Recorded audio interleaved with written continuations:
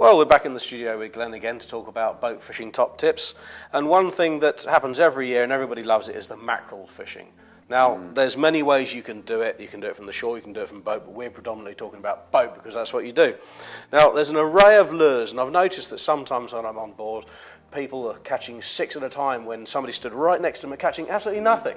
Now, that's a bit strange. Is there a good reason for that? What have you found? There is, Barney. It's something we see all the time, really. Mackerel, they're just like every other fish. I think it's easy for people to think that, that they're stupid and they'll attack and eat anything, but it's not the case. They're attacking these lures because they think they're fish. If they're not that particularly hungry, the mackerel, they'll be a bit more choosy. Remember the old days when we used to use their multicoloured feathers on massive great big hooks and catch them out 6 at a time? Well, it's not always like that.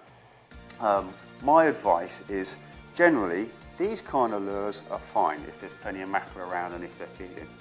But I prefer to use a much smaller hook. Something like this, Barney. These are much more delicate, these lures, but they catch so many more mackerel than these big, horrible, bulky lures. So if that's happening to you, have a look, think about scaling down using some of these smaller lures and give them a try. Okay. Fantastic, that's excellent.